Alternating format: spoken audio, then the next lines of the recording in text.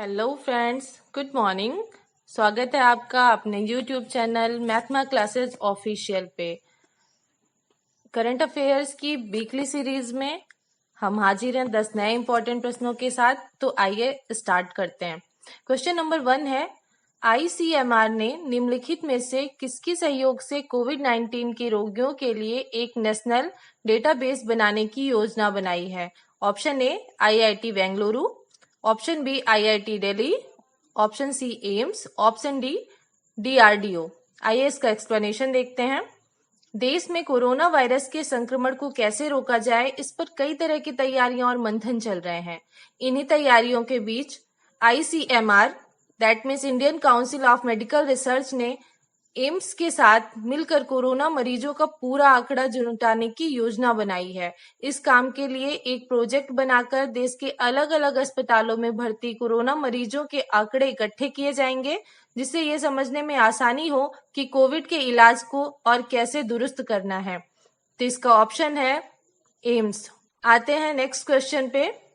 हाल ही में राष्ट्रपति रामनाथ कोविंद ने मध्य प्रदेश के राज्यपाल के रूप में किसे नियुक्त किया है? Option A Anandiben Patel, option B Phagu Chauhan, option C Jagdeep Dhankhar, option D Ramesh Bais. आइए इसके ऑप्शन देखते हैं।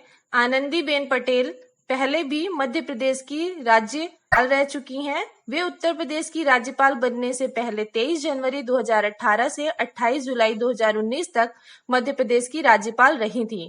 गुजरात की मुख्यमंत्री रह चुकी आनंदीबेन पटेल की छवि तेज तर्रार, सख्त और कुशल प्रशासक की मानी जाती है। राजनीति में आने से पहले आनंदीबेन पटेल शिक्षक भी रह चुकी हैं। वर्तमान में वे उत्तर प्रदेश की भी राज्यपाल हैं। तो इसका आंसर है आनंदीबेन पटेल। आइए चलते हैं नेक्स्ट क्वेश्चन पे। हाल ही में पद्मश्री पुरस्कार से सम्मानित सोनम सेरिंग लेप्चा का निधन हो गया है। उनका संबंध किस क्षेत्र से रहा था? हमारे ऑप्शन है ए लोक संगीत, बी शास्त्रीय नृत्य, सी खगोल विज्ञान, डी यूनानी चिकित्सा। आइए इसका एक्सप्लेनेशन देखते हैं। पद्मश्री पुरस्कार से सम्मानित सोनम सेरिंग लेप्चा का वृद्धावस्था की बीमारी के कारण निधन हो गया है।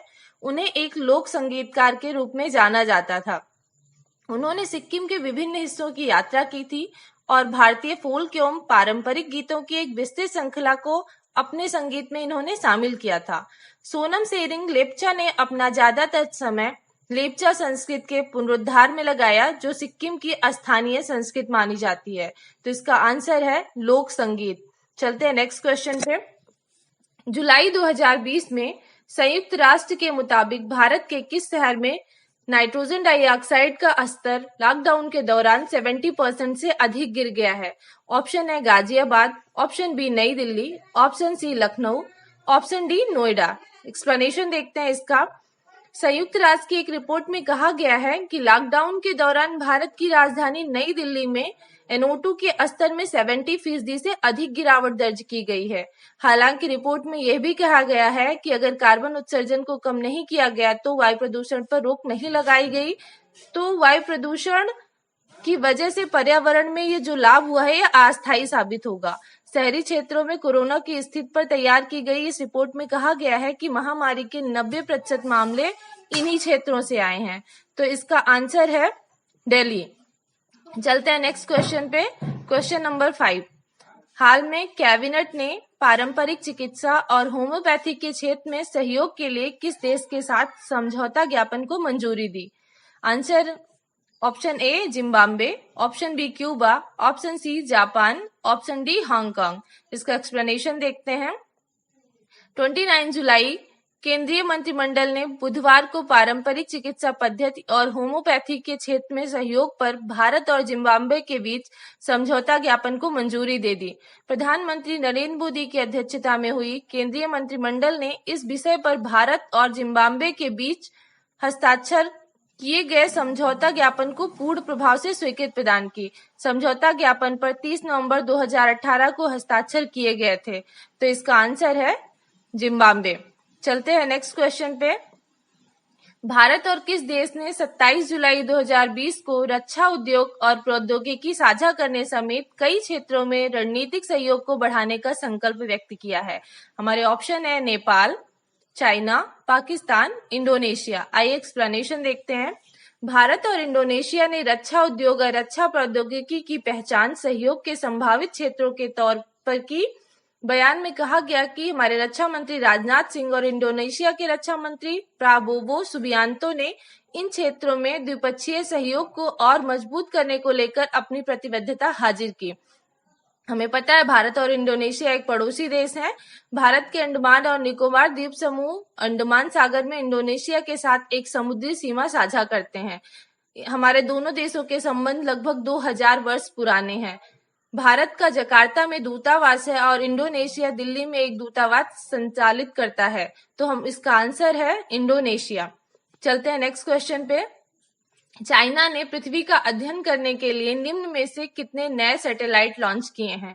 Option A 7, option B 3, option C 4, option D 1।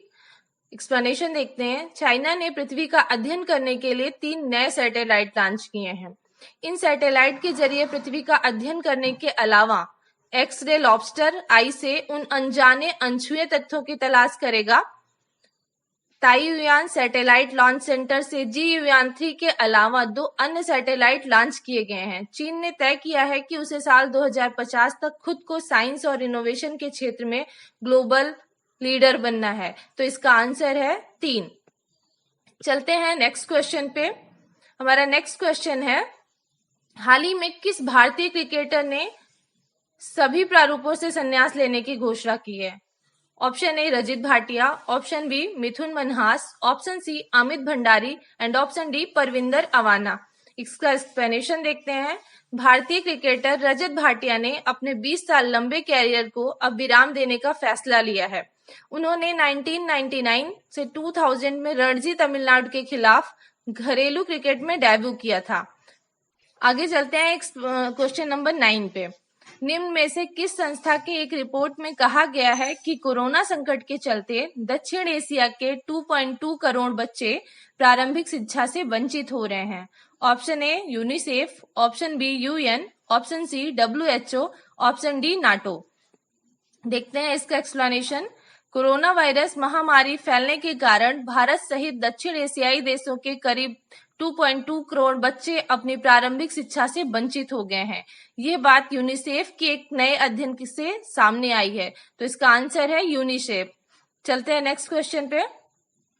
युवा कार्यक्रम और खेल मंत्रालय ने 2020 के राष्ट्रीय खेल पुरस्कारों के लिए एक चयन समिति का गठन किया है।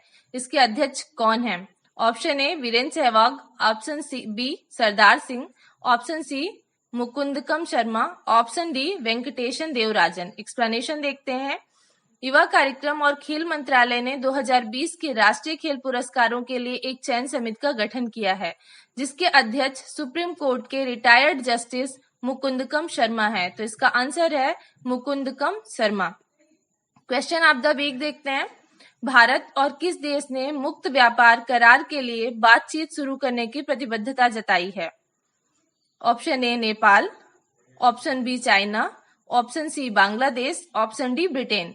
नेक्स्ट क्वेश्चन है, भारतीय मूल की निम्न में से किस लेखिका के उपन्यास बंद सुगर को प्रतिष्ठित अवार्ड बुकर हेतु शामिल किया गया है? ए अवनी दोषी, बी मन्नू भंडारी, सी रमणिका गुप्ता, डी उषा प्रियमविदा। पिछले हफ्ते की जो हमारे क्वेश्चंस ऑफ द वीक थे उनके आंसर पे नजर डालते हैं। बहुत सारे व्यूअर्स ने उनके सही आंसर दिए हैं, तो good luck to all of you. आइए हम देखते हैं हमारे जो क्वेश्चंस थे। क्वेश्चन नंबर 1 था, हाल ही में किस देश के शोधकर्ताओं ने पूर्वी हिंद महासागर में पहली सुपर जायंट आइसोपाड प्रजाति बाथिनोमस रक्षासा की खोज की है? इसके ऑप्शन थे Singapore, China, Russia and Nepal. इसका जो आंसर था सिंगापुर था। बाथिनोमस रक्षासा एक प्रकार का काकरोच है। सिंगापुर के शोधकर्ताओं की एक टीम ने वर्ष 2018 में इंडोनेशिया में पश्चिम जावा के दक्षिणी तट से दूर हिंद महासागर के अस्पष्टीकृत जल में एक जीव की खोज की थी। जुलाई 2020 की शुरुआत में 2 वर्ष के अध्ययन के बाद टीम ने इस जीव को बाथिनोमस रक्षासा नाम दिया, जो सुपर जायंट बाथिनोमस है और इसे तब से समुद्र का कॉकरोच कहा जाता है। क्वेश्चन नंबर 2 था, अमेरिका ने किस देश को ह्यूस्टन में अपना वाणिज्य दूतावास बंद करने का आदेश दिया है? Option A Nepal, option B Pakistan, option C China, option D रूस। इसका आंसर है चाइना।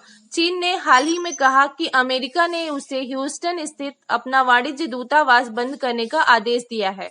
चीन ने इसे अपमानजनक और अनुचित कदम बताया है, जिससे दोनों देशों के रिश्तों को नुकसान पहुंचेगा। ये कदम ऐसे वक्त में आया है जब दुनिया की दो सबसे बड़ी अर्थव्यवस्थाओं के बीच तनाव बढ़ रहा है। ऐसे ही इंपॉर्टेंट क्वेश्चन के लिए बने रहिए मैथमा क्लासेस ऑफिशियल टीम के साथ।